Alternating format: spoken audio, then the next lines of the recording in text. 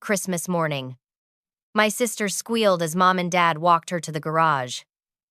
There it was, a brand new BMW with a giant red bow gleaming under the fluorescent lights. Everyone clapped. Then Mom handed me a small box wrapped in newspaper. Inside, a pair of $2 socks from the discount bin, still with the clearance sticker. My sister laughed. Mom patted my shoulder and said, "Be humble, Angelica. Everyone gets what they deserve." That night at 2 in the morning, I packed everything I owned, left a gift under their tree, and disappeared. Let me take you back to earlier that Christmas morning, because you need to understand how deep this goes. I woke up in my tiny guest room at the back of my parents' house in suburban Ohio. The room was barely 10 feet by 10 feet, with a single window that looked out at the fence. I had lived there for 3 years, paying $1,500 a month in rent while I saved money and built my career as a junior architect at a small firm downtown. The house smelled like cinnamon and pine. Mom had gone all out with decorations this year. There were garlands wrapped around every banister, twinkling lights in every window, and a 12-foot tree in the living room that probably cost more than my monthly salary.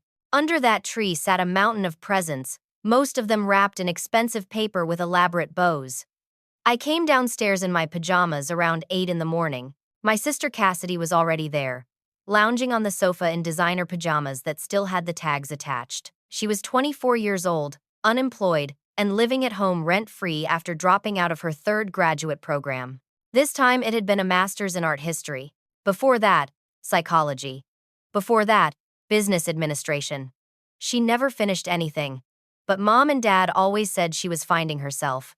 "Morning, Angelica," Dad said from his armchair. Harold was 58, a big man with graying hair who owned a regional construction company.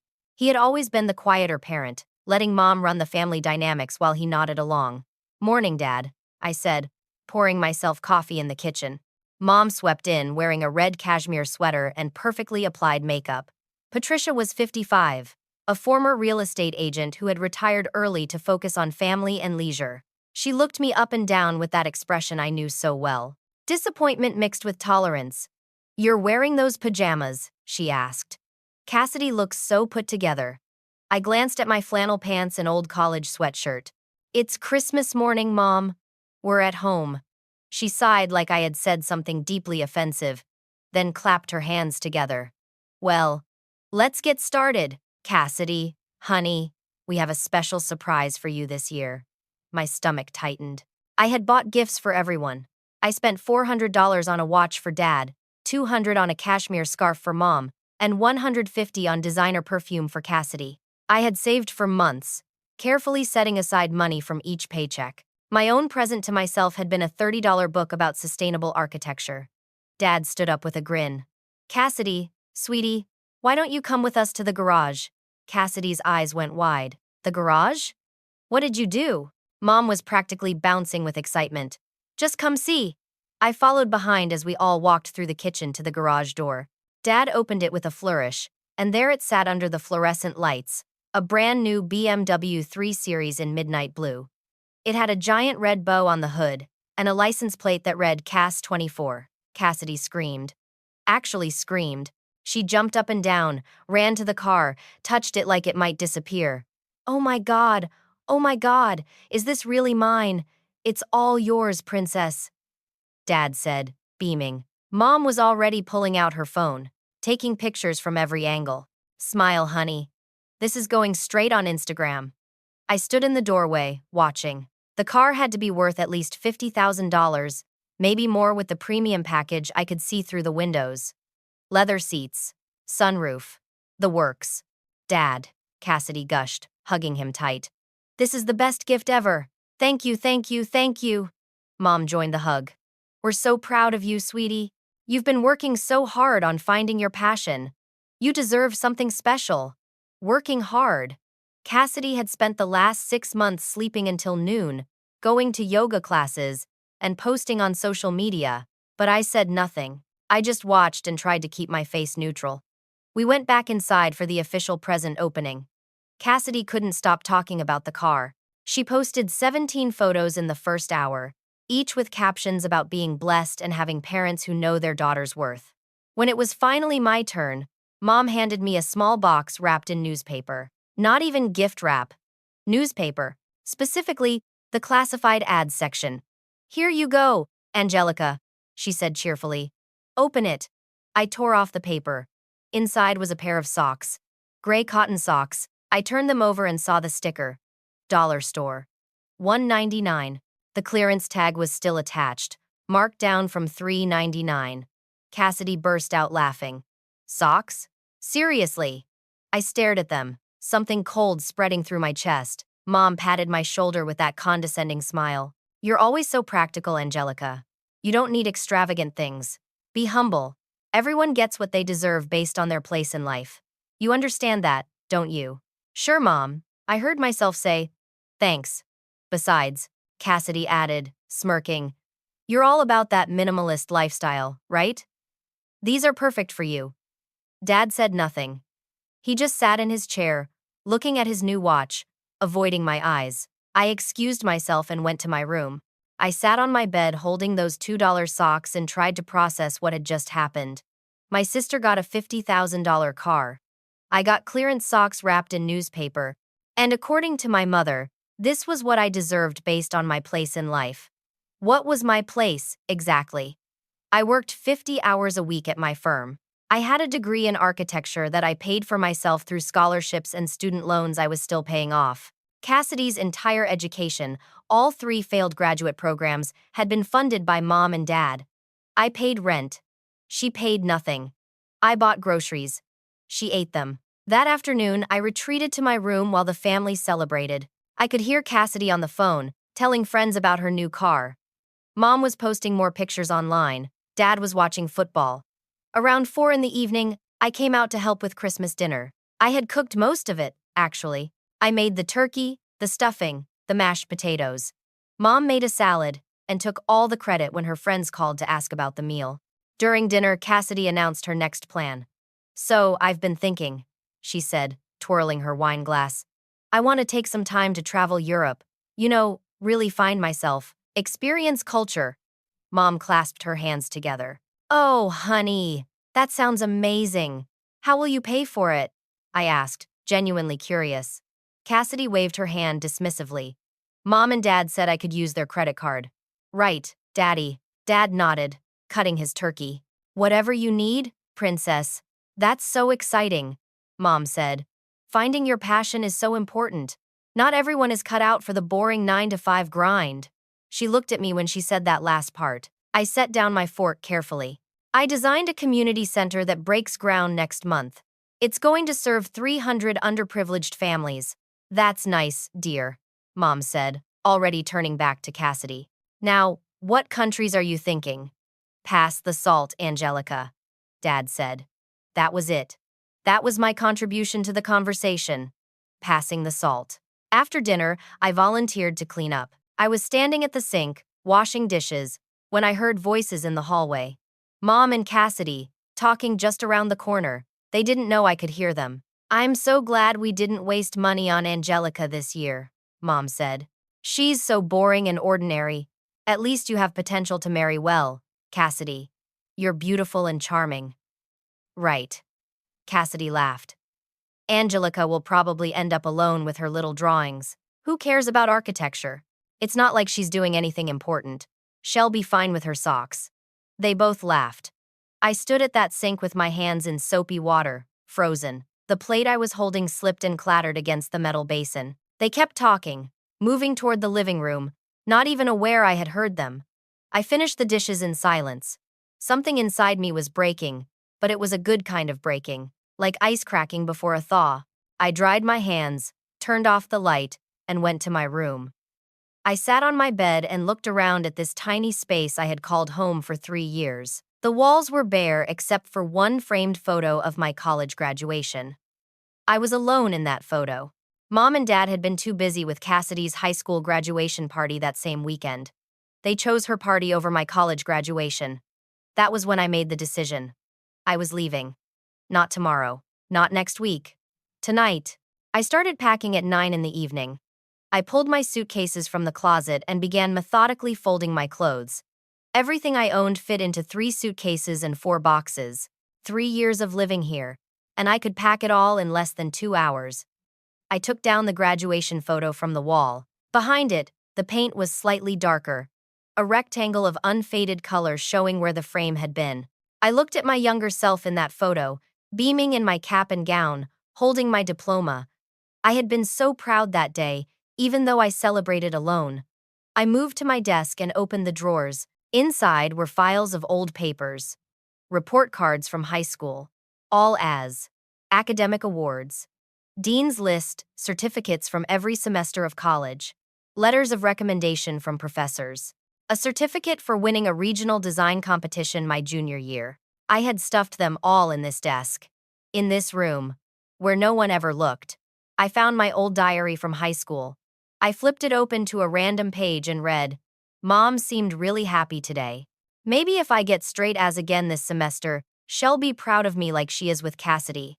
Cassidy got a B- on her English paper and Mom took her shopping to celebrate her effort. I got a 98 on my calculus final and Mom said good job and went back to her phone. I closed the diary. I didn't need to read more. I packed my laptop, my professional portfolio, all my work documents. I had a flash drive with every design I had ever created. That went into my purse. I packed my toiletries, my shoes, my winter coat. I left behind anything they had given me, which wasn't much. A cheap lamp, a set of towels from 6 years ago. The $2 socks went in the trash. By 11 at night, everything was ready. The house was quiet. Everyone had gone to bed. I sat on my stripped bed and thought about what came next. I had been planning this longer than anyone knew. Not the specifics, but the idea. 3 months ago, I started saving more aggressively. I opened a new bank account at a different bank, one my parents didn't know about. I transferred money slowly, carefully. I researched apartments in other cities. I updated my resume and portfolio. I bought a prepaid phone and kept it hidden in my desk drawer.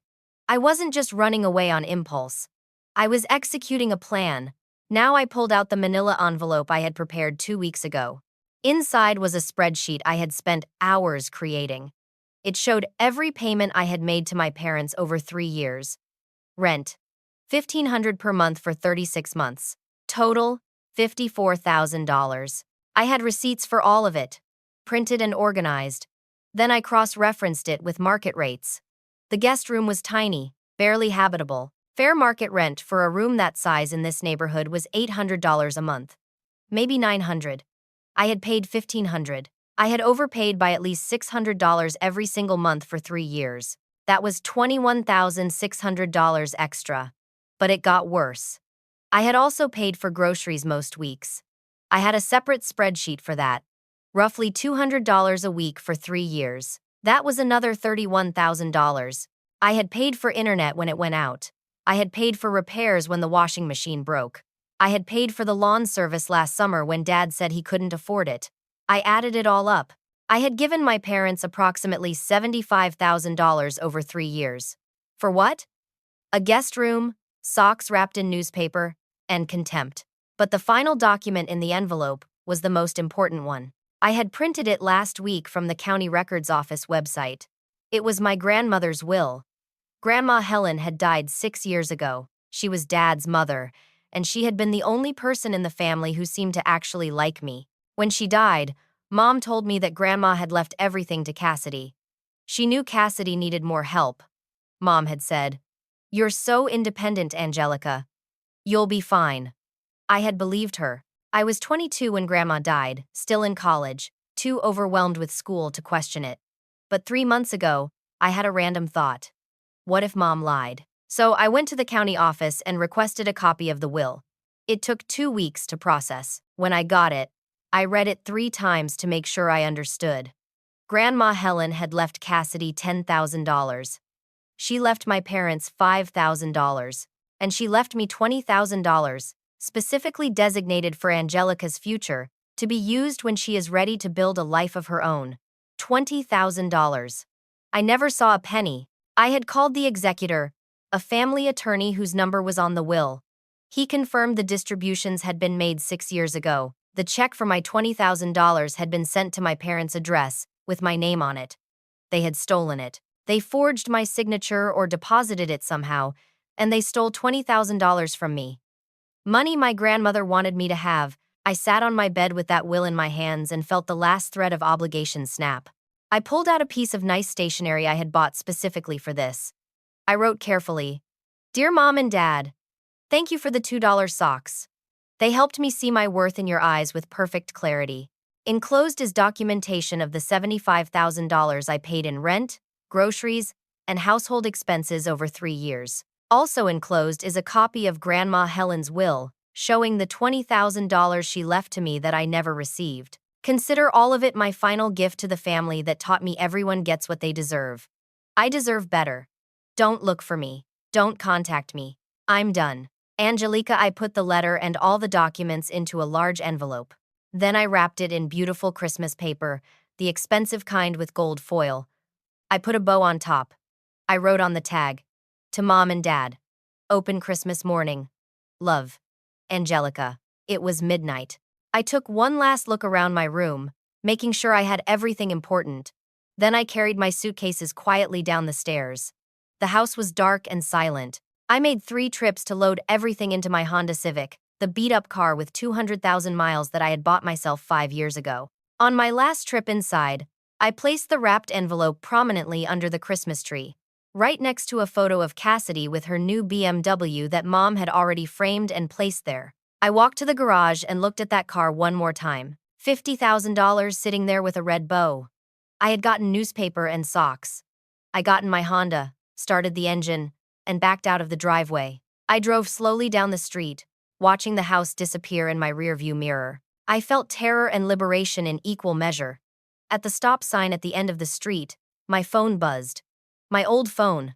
The one on my family plan. It was a text from my best friend Amanda. "Oh my God, Angelica. Did you see your sister's Instagram?" I opened it. Cassidy had posted a new photo 20 minutes ago. It was a side-by-side shot. On the left, her BMW with the bow. On the right, my $2 socks on the floor. The caption read, "Parents who know their daughter's worth. Some people get BMWs, some people get participation trophies. Merry Christmas to me." The post had 300 likes already. The comments were brutal. "Oh my God, your sister got socks. That's savage lol. Poor Angelica. Maybe she should try harder, haha." I sat at that stop sign and stared at my phone. Then I did what I should have done years ago. I blocked my mother. I blocked my father. I blocked Cassidy. I blocked every extended family member in my contacts. Then I rolled down my window and threw the phone into the bushes. I reached into my glove compartment and pulled out the prepaid phone I had bought last month. It had a new number that no one knew. I had already programmed in only 3 contacts: Amanda, my boss at work, and the HR department. I turned left instead of right, away from everything I had known, and I drove. I drove for 7 hours straight that night, fueled by adrenaline and gas station coffee. I stopped at a rest area somewhere in Indiana and slept in my car for 3 hours, then kept driving. By the time the sun came up on December 26th, I was crossing into Illinois. Back in Ohio, Christmas morning was unfolding without me. I would learn the details later, but here's what happened. Mom woke up around 8.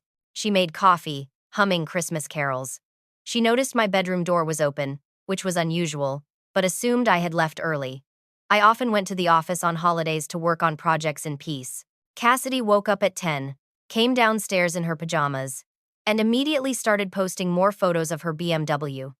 She went out to the garage and took selfies in the driver's seat. Around 11, Mom decided to tidy up the living room. That's when she noticed the gift under the tree with her and Dad's names on it. The wrapping was too nice to be from Cassidy, who always used gift bags. She picked it up, curious. "Harold," she called. "Come here." Dad came in from the kitchen. "What is it?" "There's a gift here from Angelica. When did she leave this?" They opened it together. First, they saw the letter on top.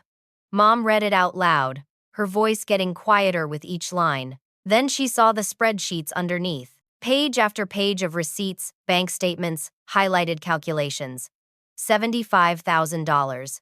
Dad whispered. "Is this right?" Mom's hands were shaking. Then she saw the copy of Grandma Helen's will. She unfolded it, and her face went white. "Oh God," she said. "Oh God. Harold."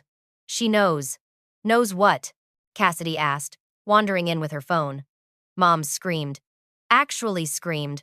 It was a sound of pure panic, the moment she realized her daughter had not just left early for work but was gone. Really gone, and had left evidence of everything. She's gone. Mom shrieked. She left! Harold, she left. Dad grabbed his phone and dialed my number. Disconnected. He tried again. Disconnected. Cassidy was confused. What's going on? Where did Angelica go? Mom was spiraling. She can't just leave. What will people think? What will I tell everyone? Dad was already putting on his shoes. I'll drive to her office. She's probably there. He drove to my architecture firm downtown. It was closed for the holiday, but he knew the building. He waited in the parking lot for an hour before he realized no one was coming. The day after Christmas, my office reopened. Dad showed up at 9 in the morning and demanded to see me. My colleague Marcus met him in the lobby. I need to speak with Angelica, Dad said. It's a family emergency. Marcus, who knew me well enough to know my family was complicated, kept his expression neutral. I'm sorry, sir. Angelica no longer works here. What? Since when? Her last day was December 24th. She resigned 2 weeks ago. Dad's face crumbled. Where did she go? I don't have that information. You'll need to contact her directly. Her phone is disconnected. Marcus shrugged. I'm sorry. That's all I can tell you. Dad left. He sat in his truck in the parking lot and tried to process what was happening. His daughter had planned this. She had quit her job, disconnected her phone, and vanished. Meanwhile, I was in Denver, Colorado, checking into an extended stay hotel. I chose Denver randomly. It was far enough away, big enough to disappear into, and I had always liked mountains. The hotel room was small but clean. I had a kitchenette, a bathroom, and a bed. It cost $40 a night with a weekly discount. I could afford that while I figured out my next steps. I had $30,000 in my secret bank account. It was everything I had managed to save over the past 3 years. Money I had squirreled away in tiny increments. It wasn't generational wealth, but it was enough to give me time. I spent the first day doing nothing. I slept. I cried. I ordered pizza and ate it sitting on the floor. I felt like I was in shock, like I had escaped a burning building and was only now realizing how close I had come to dying inside it. On day 2, I opened my laptop and started applying to architecture firms. I sent out 20 applications to companies across Colorado, Washington, Oregon, and California. I attached my portfolio and rewrote my cover letter for each one.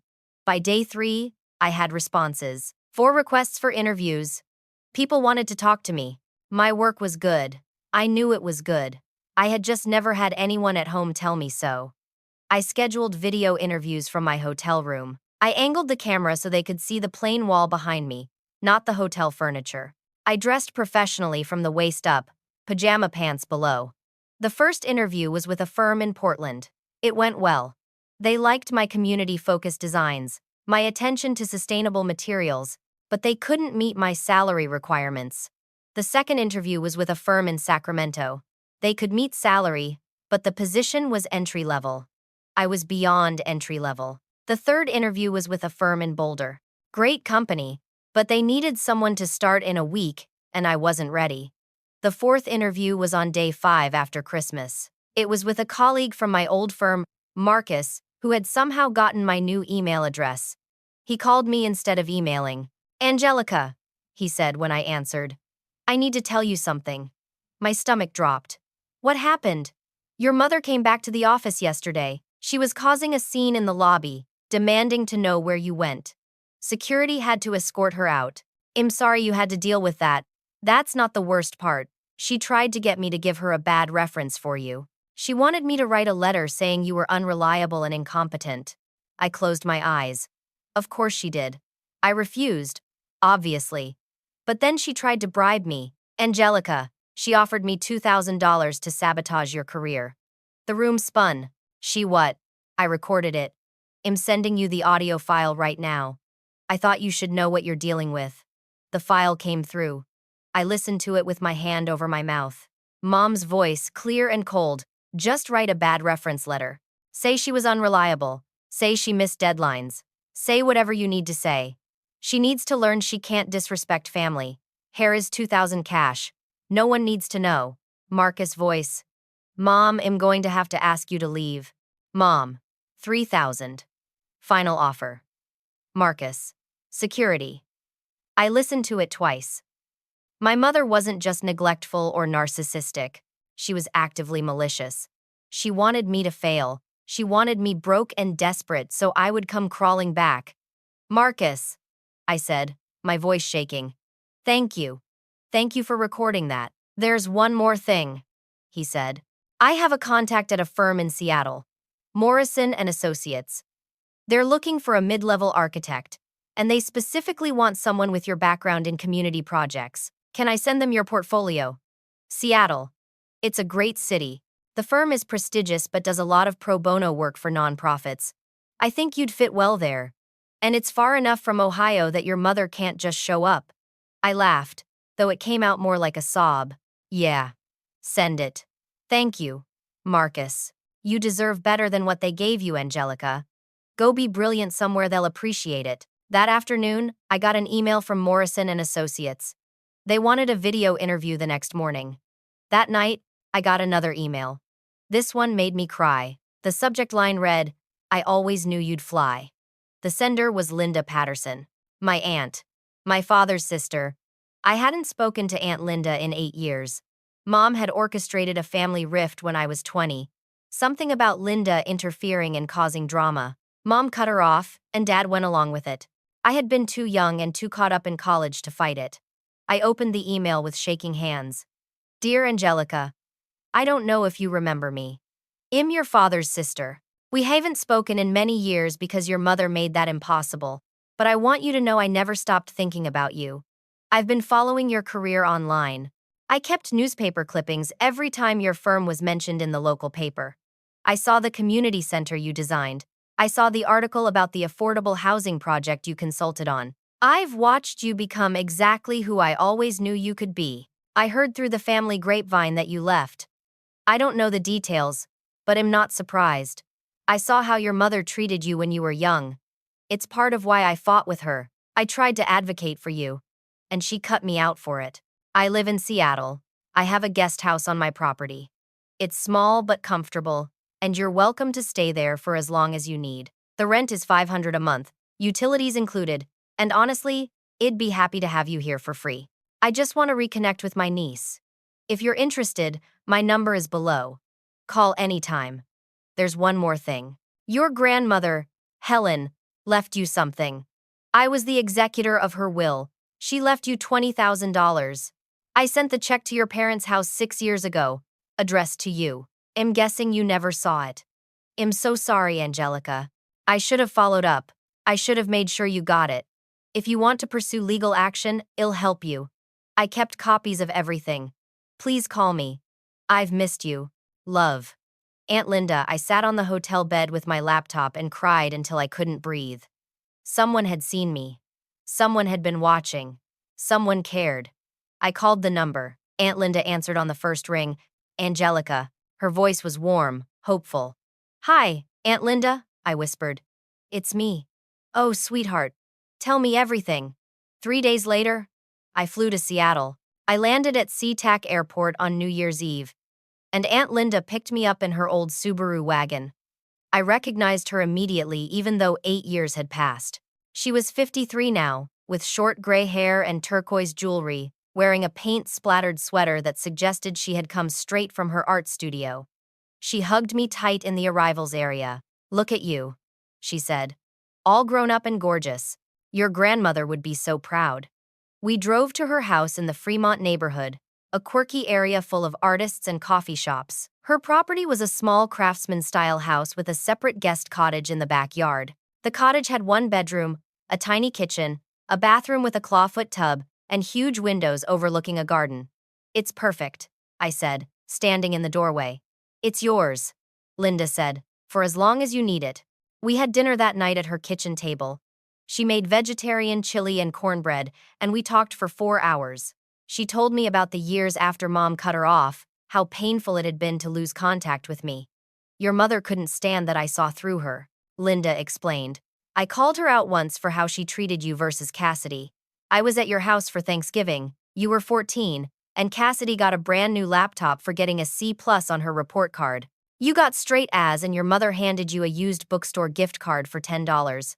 I remembered that Thanksgiving. I had forgotten the specifics, but I remembered the feeling. I said something, Linda continued. I told Patricia that she was playing favorites and it would damage you both in the long run. She told me to mind my own business. Then she told Harold I was poisoning the family dynamic. He chose his wife over his sister. That was it. I was out. I'm sorry, I said. Don't be sorry. I'm sorry I couldn't do more for you. She reached across the table and squeezed my hand. But you're here now. You made it out. That takes courage. She stood up and went to her study. When she came back, she had a wooden box. Your grandmother wanted you to have this too. Inside the box were letters, dozens of them, all addressed to me, all written by Grandma Helen in the years before she died. The postage dates ranged from when I was 16 to when I was 21, right before she passed. She wrote to you? I asked, confused. I never got letters from Grandma. I know. She sent them to your parents' house. Your mother must have intercepted them. I opened one from when I was 17. Grandma's handwriting was shaky but clear.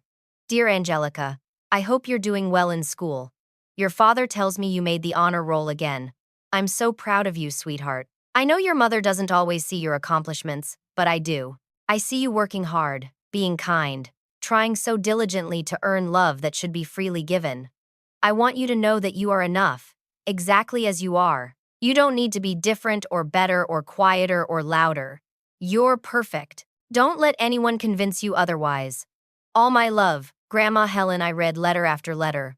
All of them loving, encouraging, seeing me clearly. My grandmother had tried to reach me for years, and my mother had hidden every single letter. I didn't know she kept copies, Linda said softly. I found them in her things after she died. I saved them for you, hoping I'd get a chance to give them to you someday.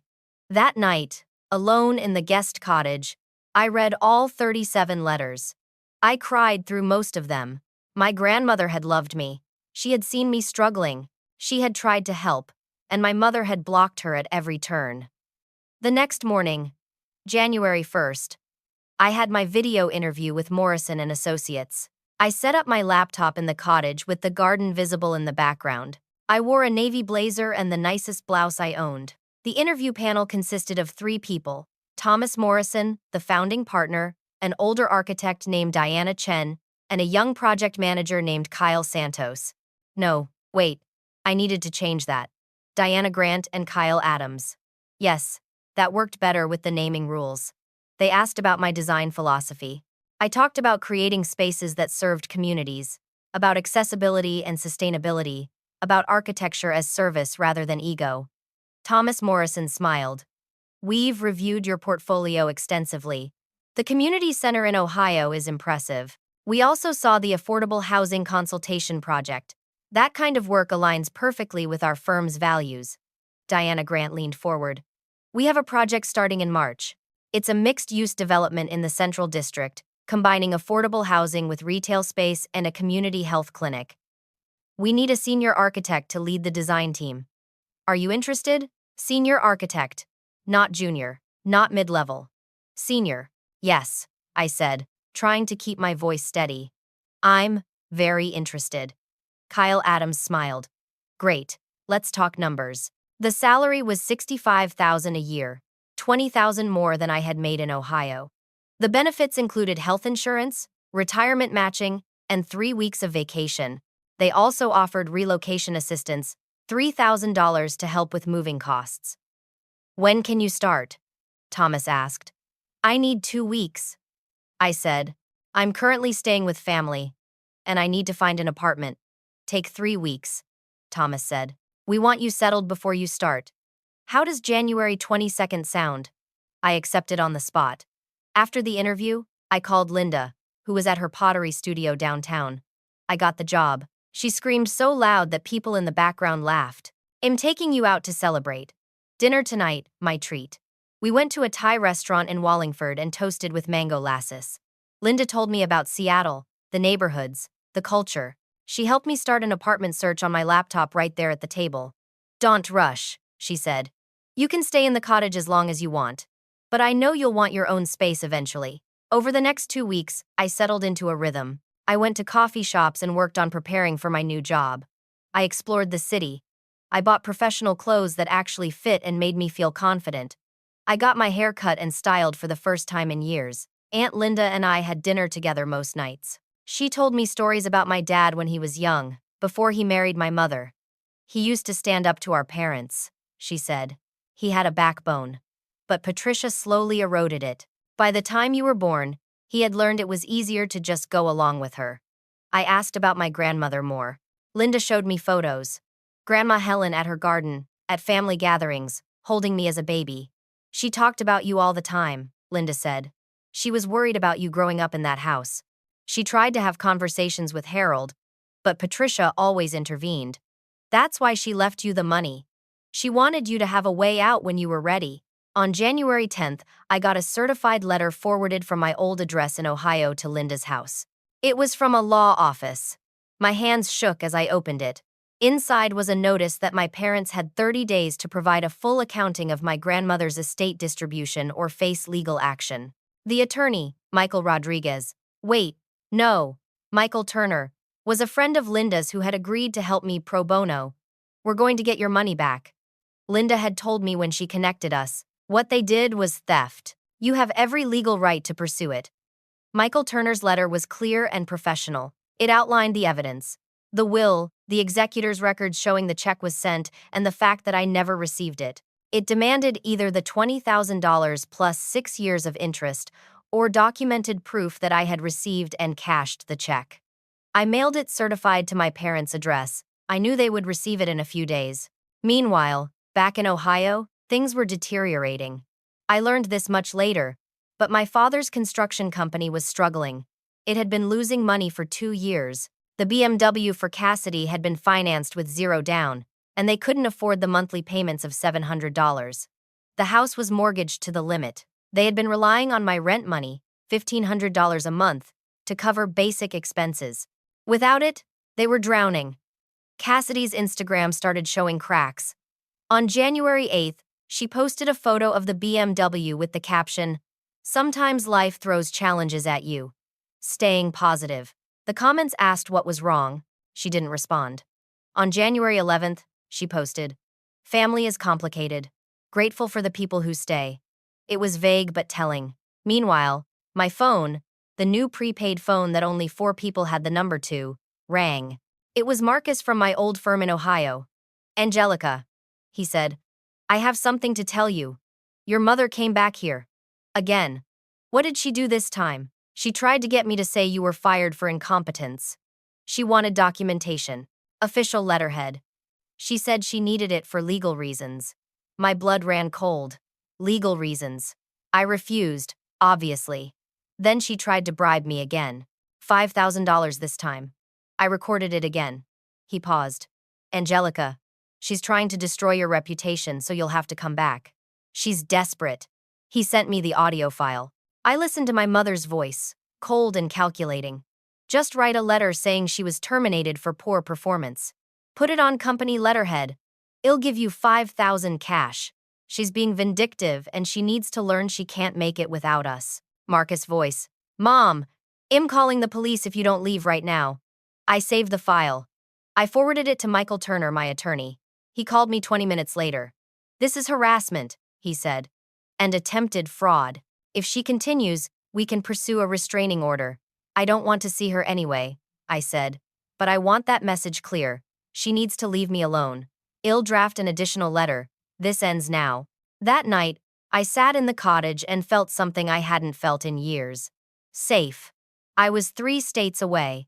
I had a job starting in 12 days. I had an aunt who loved me. I had legal representation. I had evidence of everything. My mother couldn't touch me anymore.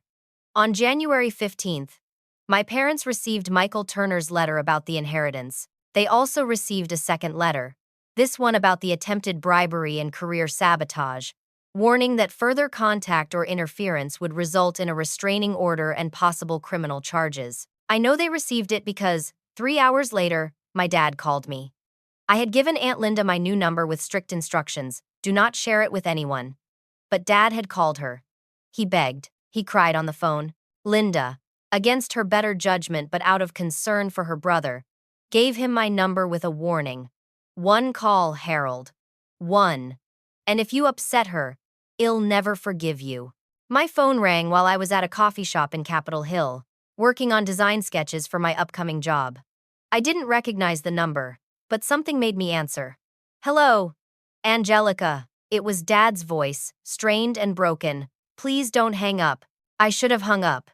Instead, I said, You have 5 minutes. Your mother is devastated. He started. Stop. I don't care about Mom's feelings. You have 4 minutes. He was quiet for a moment. Angelica, please. Can we just talk? We need you to come back home. Why? Because you're family. Dad, I was family when you watched Mom give Cassidy a $50,000 car and give me $2 socks. I was family when you said nothing while Mom called me boring and ordinary.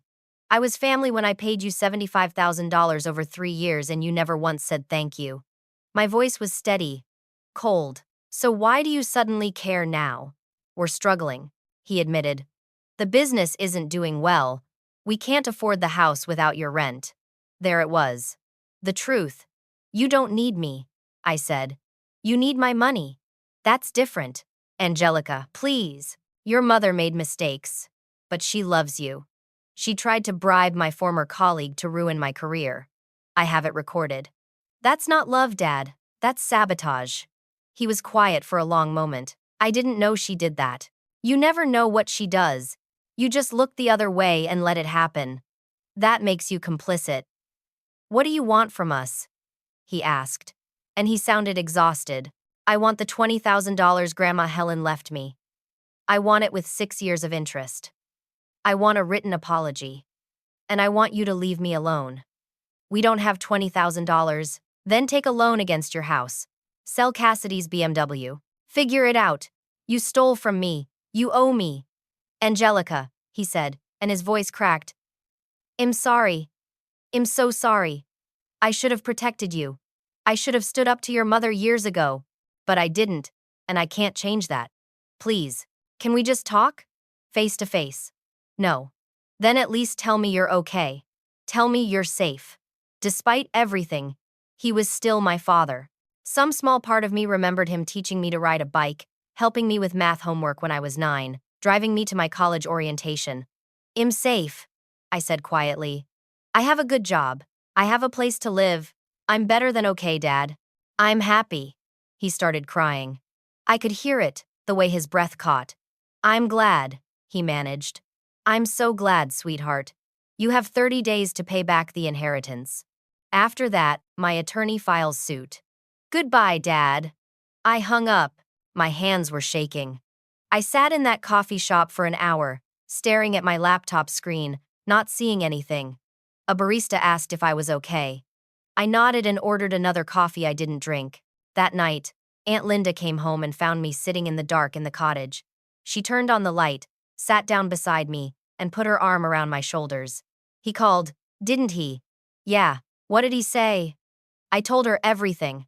She listened, nodding, her jaw tight. You did the right thing, she said. You set boundaries. You held firm. That's incredibly hard, and I'm proud of you. It doesn't feel good. It's not supposed to. But necessary things rarely feel good at first. You're breaking a cycle, Angelica. That takes courage. Over the next week, I threw myself into preparing for my new job. I studied the Morrison and Associates portfolio, researched the Central District project, and mapped out initial design concepts. On January 20th, 2 days before my start date, I got a call from Michael Turner. They're paying, he said without preamble. What? Your parents? They took a loan against their house. The check for $20,000 plus interest, $24,000 total, will be delivered to my office by courier tomorrow. They're also sending a written apology. I sat down on the cottage steps. They're actually doing it. Yes. I'll deposit the check into your account as soon as it clears. Angelica, you won.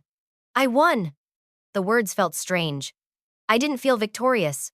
I felt exhausted and sad and relieved all at once.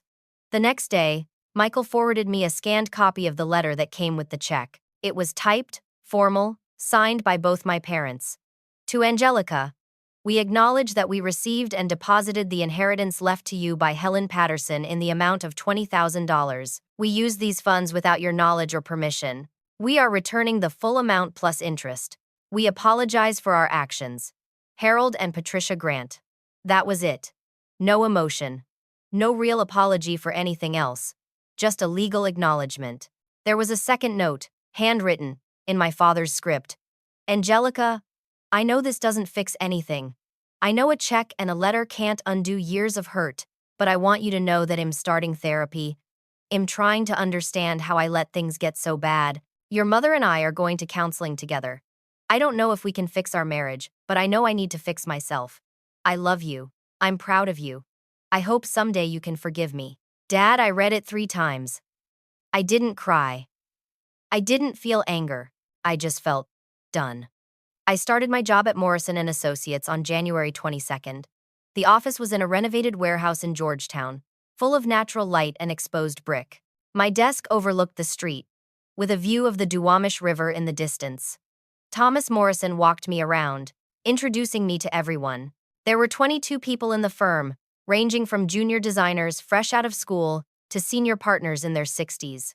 Everyone was welcoming, excited about the Central District project. Diana Grant took me to lunch at a Vietnamese place nearby. She was in her late 50s, with short silver hair and glasses, warm and direct. I read about your community center in Ohio, she said over pho. The design was thoughtful. You prioritized accessibility and natural light in ways that showed you understood who would be using the space. That's rare. Thank you, I said, genuinely touched. Can I ask you something personal? She set down her spoon. Your reference from Marcus at your old firm mentioned you left suddenly. Is everything okay?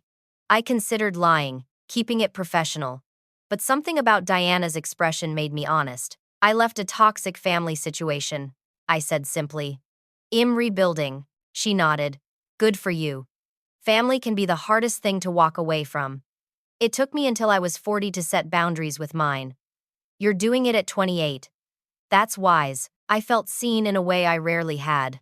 That first week at Morrison was intense but exhilarating. I was assigned to lead the Central District project, with 2 junior architects and Kyle Adams, the project manager, on my team. We spent days at the site, measuring, photographing, talking to community members about what they needed. The project was a 3-story building, affordable apartments on the top 2 floors, a health clinic and retail space on the ground floor. My job was to make it functional, beautiful, and dignified. No cheap shortcuts, no corner cutting, just good design that respected the people who would live and work there. I worked 14-hour days and loved every minute. Meanwhile, in Ohio, things were changing. Cassidy reached out, not to me directly but through Aunt Linda. The message was simple. Can you ask Angelica if she'd be willing to talk to me? I need advice. I didn't respond at first. Then, 2 days later, Cassidy sent another message through Linda. I got a job. At a coffee shop. I know that's not impressive to most people, but it's my first real job. I'm 24 and I've never worked before. I don't know what I'm doing. I thought maybe Angelica would have advice since she's always been good at stuff like this. I stared at the message for a long time. Part of me wanted to ignore it. Part of me remembered being 24, scared and uncertain, wishing someone would help me. I texted back through Linda. Tell her congratulations on the job. Work hard, show up on time, and be nice to customers. That's the advice. It wasn't warm, but it wasn't cruel either. I was settling into Seattle, into my job, into a version of myself I had never been allowed to be. I went to work. I met Aunt Linda for dinner twice a week. I joined a yoga studio near my cottage. I started dating someone I met at a gallery opening, a kind software engineer named Jordan who thought my work was cool and didn't care about my family drama. One evening, I got a text from an unknown number. Hi, Angelica. This is Cassidy. Aunt Linda gave me your number.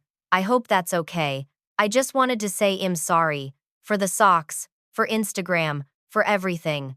I was awful to you. I didn't understand what I had or what you were going through. I'm trying to do better. I don't expect forgiveness. I just wanted you to know I see it now. I read it 3 times. Then I responded, thank you for saying that.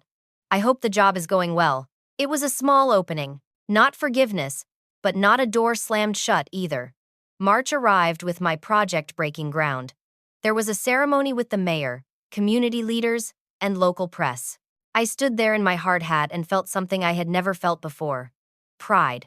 Real, uncomplicated pride in something I had built. A local architecture magazine asked to interview me. The article came out in April, titled Rising Stars in Seattle Architecture. My photo was on page 12, standing at the construction site, smiling. I sent a copy to Aunt Linda. I didn't send one to my parents. In May, 5 months after I left, I got news that shocked me. My community center in Ohio, the one I had designed before leaving, won a regional architecture award. The notification came via email from the Ohio chapter of the American Institute of Architects. Your design for the Riverside Community Center has been selected for the Excellence in Community Design Award. The ceremony will be held June 15th in Columbus. We hope you'll attend to accept the award. I stared at my laptop screen in disbelief. I had poured my heart into that project, working nights and weekends for 8 months to get the design perfect. After I left, the firm finished the construction without me. I assumed I'd never hear about it again. Now it was winning awards. You have to go, Aunt Linda said when I told her. This is your achievement. Don't let them take that from you too. But I'll have to see my parents. You know they'll show up. So what? You walk in there with your head high, accept your award, and leave. You don't owe them conversation or reconciliation. Just take what's yours. I thought about it for 3 days. Finally, I bought a plane ticket to Columbus for June 14th. I booked a hotel near the venue. Aunt Linda insisted on coming with me. You're not doing this alone, she said firmly. I've got your back. We flew into Columbus on a bright Thursday morning. The award ceremony was Friday evening at a historic hotel downtown, a black tie event with 200 architects, city officials, and press. I bought a dress for the occasion. It was deep emerald green, elegant and professional, and it cost more than I had ever spent on a single piece of clothing. I got my hair done at a salon downtown. I looked in the mirror and barely recognized myself. I looked confident, successful, happy. The ceremony started at 7. Aunt Linda and I arrived at 6:30. The ballroom was stunning, all chandeliers and tall windows. There was a cocktail hour before the awards, with small plates and wine. I saw them almost immediately. My parents, standing near the bar. Mom in a burgundy dress. Dad in a suit that looked slightly too big on him. He had lost weight. They both looked older, smaller somehow. They saw me at the same moment. Mom's face went through several expressions: shock, forced joy, calculation. Dad just looked sad. I took a breath and walked past them to the registration table. I got my name tag, took a glass of wine from a passing server, and turned to find Aunt Linda already at my side. You okay? She murmured. Yeah. Let's just stay away from them. But of course, it wasn't that simple. 10 minutes later, Mom appeared at my elbow. Angelica. Her voice was bright, fake. Darling, you look wonderful. We're so proud of you. This award is amazing. I turned to face her slowly. Patricia. Her smile faltered at my use of her first name. Honey, can we talk? Just for a moment. No, please. I'm your mother. We miss you terribly. You miss my rent money. There's a difference. Her face hardened. That's not fair. We've been trying to reach you for months. You mean the number you got from Dad's one phone call? The one I specifically told you not to use? I got your voicemails. All 17 of them. I deleted them without listening. People nearby were starting to notice our conversation. Dad appeared, putting his hand on Mom's arm. Patricia, let's not do this here. We need to talk to our daughter. Mom hissed. I'm not your daughter anymore, I said quietly. I'm a person who happens to share your DNA. That's it. Dad's face crumpled. Angelica, please. Can we go somewhere private? Just 5 minutes. I looked at him.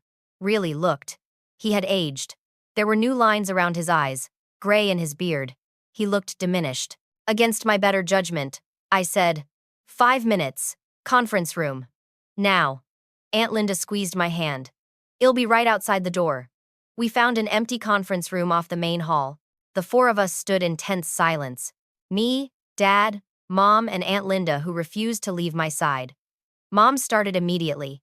Angelica, this has gone on long enough. You've made your point. It's time to come home and be a family again. Made my point. I repeated slowly. You think this is about making a point? We said we're sorry. Mom continued. We paid back the money. What more do you want? I laughed. Sharp and bitter. What more do I want? How about 28 years of respect? How about being treated like I matter? How about a single Christmas where you didn't make me feel like I was less than nothing? We gave you a home, Mom snapped. We fed you, clothed you, paid for your needs. You did the legal minimum required not to be charged with child neglect. Congratulations. Dad stepped forward. Angelica, I know we failed you. I know it. But we're trying. I'm in therapy. Your mother and I are in counseling. We're selling the house because we can't afford it. Cassidy moved out and got an apartment with roommates. Everything is different now. Good, I said. I'm glad you're facing reality. But that doesn't fix what you did to me. We're your parents? Mom said, and there were tears in her eyes now. Real or fake? I couldn't tell. You can't just cut us off forever. Watch me. The Bible says to honor your father and mother. She tried. The Bible also says not to provoke your children to anger. You broke that one first. Aunt Linda spoke up for the first time. Patricia, you stole from her. You mocked her. You tried to destroy her career. You treated her like she was worthless for her entire life. And now you're surprised she doesn't want a relationship? You did this. You. Mom turned on Linda. This is your fault. You poisoned her against us. I didn't have to. You did that yourself. We stood there, the four of us, years of dysfunction and pain filling the small room. Then Dad said something that surprised me. You're right. Everyone turned to him. You're right, Angelica. We failed you. I failed you. I watched your mother treat you like you didn't matter, and I said nothing because it was easier than fighting with her. I stole your inheritance because I was desperate and I convinced myself you'd never know. I let Cassidy grow into a spoiled, helpless adult because your mother insisted on coddling her. He looked at Mom. We broke our daughter. We drove her away. And we don't get to demand forgiveness just because we finally feel guilty. Mom stared at him. Harold, what are you saying? I'm saying she owes us nothing. We owe her everything, and we can never repay it. The room was silent. Finally, I spoke. I'm not coming back. I have a life in Seattle. I have a job I love. People who respect me, and a family member who actually cares. I nodded toward Aunt Linda. You can continue your therapy. You can work on yourselves. Maybe someday, years from now, we can have a civil relationship. But it won't be because you demanded it. It'll be because you earned it. How? Dad asked. And he genuinely wanted to know. How do we earn it? Keep going to therapy. Treat Cassidy like an adult capable of standing on her own. Stop living beyond your means. Stop pretending everything is fine when it's not. Become people it'd actually want to know. I paused. And leave me alone unless I contact you first. Mom opened her mouth to argue, but Dad put his hand up. Okay, well, do that. Thank you, Angelica, for giving us even that much hope. I nodded and left the room, Aunt Linda right behind me. The awards ceremony started 20 minutes later. I sat at a table with Linda, several architects from other firms, and a city council member who spent 10 minutes enthusiastically praising my community center design. When they announced my award, I walked onto the stage to genuine applause. I accepted the plaque and stepped up to the microphone. Thank you for this honor, I said, my voice steady. The Riverside Community Center was designed with a simple belief. Everyone deserves dignity, respect, and a place to belong. I learned what that meant by experiencing its absence. I paused, letting that sink in. This building will serve families who need support, children who need safe spaces, and seniors who need community. It represents my belief that architecture should be an act of service, not ego. The audience gave a standing ovation. I saw my parents in the back, standing but not clapping, just watching. After the ceremony, a reporter from an architecture magazine approached me. Can we do a quick interview? We're running a feature on award winners. Sure, I said. She asked about my design philosophy, my background, my future projects. Then she asked, I understand you recently relocated to Seattle. What prompted such a big move? I considered my answer carefully. I realized I was in an environment that didn't value my work or my worth. so I left. Sometimes the bravest thing you can do is walk away from situations that diminish you, even when they're familiar or expected. Especially then. The article would come out 2 weeks later. It would get shared widely on architecture forums and social media. Several people would reach out to say it resonated with them, that they had made similar choices. But that night, after the ceremony, I returned to my hotel room and found a note that had been slipped under my door. It was from Cassidy. She hadn't been at the ceremony, but apparently she had been in town, waiting. Angelica, I'm in Columbus tonight, but I didn't go to the ceremony because I didn't want to make things harder for you. I've been working at the coffee shop for 5 months now. It's minimum wage and my feet hurt, and sometimes customers are mean. But I'm learning. I'm learning what it means to earn something. I started community college, part-time. I'm studying early childhood education. I don't know if I'll be good at it, but I want to try. Mom and Dad are a mess. They fight all the time. The house is being sold. Mom doesn't speak to Dad for days at a time. It's not your responsibility to fix it. I just wanted you to know that things are changing here. I'm sorry. For all of it. I know sorry isn't enough. But I'm trying to become someone you wouldn't be ashamed to be related to. Congratulations on your award. You deserve it. Cassidy. I read the note twice. Then I pulled out my phone and texted her. I'm not ashamed of you. I'm glad you're finding your way. Keep going. She responded immediately. Thank you. That means everything. Aunt Linda and I flew back to Seattle the next morning. I returned to work on Monday, energized and clear. The Central District project was ahead of schedule. The community was engaged. Everything was working. 1 year after I left Ohio, I stood in my Seattle apartment and realized something. I was happy. Not content. Not just okay. Actually, genuinely happy. My apartment was a 1-bedroom in Fremont. Close to Aunt Linda, but my own space. I had furnished it slowly, carefully, with pieces I chose because I loved them, not because they were cheap or practical. There were plants in the windows, art on the walls, books everywhere. My job had become the center of my professional life in the best way. The Central District project was nearly complete, and it was beautiful, functional, accessible, and dignified, exactly as I had envisioned. The health clinic was already accepting patients. Families were moving into the apartments. It was working. Morrison and Associates promoted me to senior partner in November. I was 29 years old and part owner of an architecture firm. Thomas Morrison told me I had earned it through the quality of my work and my commitment to the firm's values. You remind us why we started this firm, he said. Not for awards or money, but to serve people who need good design. I had also been invited to speak at a national architecture conference about community-focused design. My session was titled Designing with Dignity, Architecture as Service. 200 people attended. Afterward, 3 firms tried to recruit me. I politely declined. I was exactly where I wanted to be. My personal life had grown too. Jordan and I had been dating for 8 months. It was easy, comfortable, supportive. We cooked dinner together. We hiked on weekends. We talked about real things and laughed about silly things. There was no drama, no walking on eggshells, no wondering if I was enough. Aunt Linda had become my family in every way that mattered. We had dinner together twice a week. She taught me pottery at her studio. I helped her redesign her website. She was the mother figure I had always needed, and I told her so one evening over wine.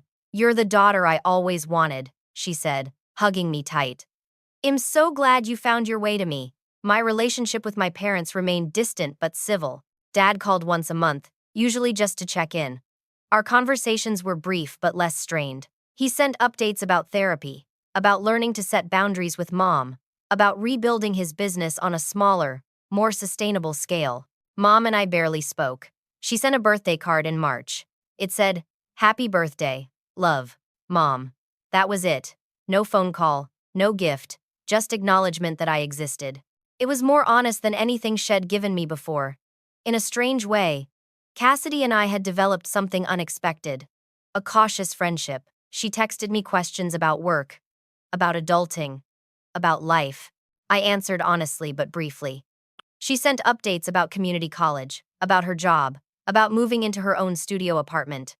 In October, she sent me a photo of her first A on a college exam, early childhood development. I know it's just one test, she wrote, but am really proud. I studied for 2 weeks. You should be proud. I wrote back. That's real accomplishment. I'm starting to understand what you felt like, she responded. Earning something makes it matter more.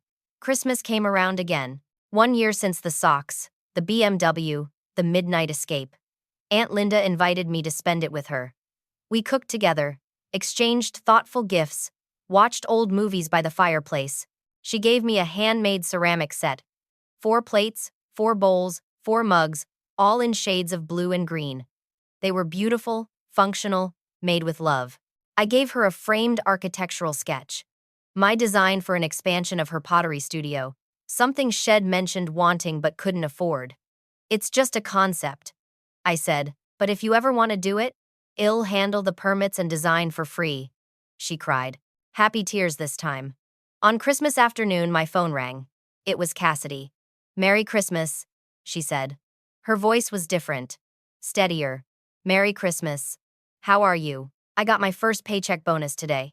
$25 for good customer service scores. It's not much, but I cried when I saw it because I earned it. I finally understand what you felt. What it means to work for something and have it matter. My throat tightened. I'm really glad, Cassidy. Thank you, she said quietly, for not giving up on me completely, for answering my texts, for giving me a chance to be better. You're doing the work. That's all you. Yeah, but you showed me it was possible. You left and built a whole life. You proved we didn't have to be what Mom wanted us to be. We talked for 20 minutes. It wasn't deep or emotional, just 2 sisters catching up. It felt normal. It felt okay. An hour later, I got a text from Dad. Merry Christmas, Angelica.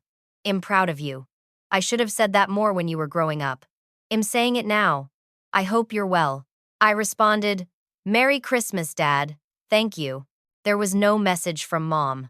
I didn't need one anymore.